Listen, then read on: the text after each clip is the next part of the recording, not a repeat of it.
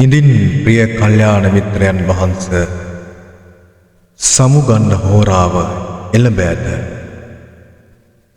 සූර්යාගේ මේවර නිමා කොට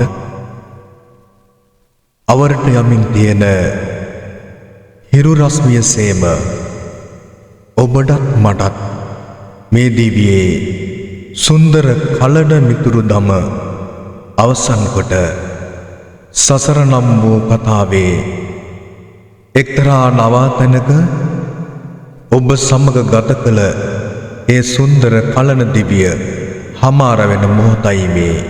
ඔබට සුබ ගමන්. පැතු සම්බෝධිය සප්‍රේවා. ලෞතර බුදුවදින් සැනසීම ලැබේවා.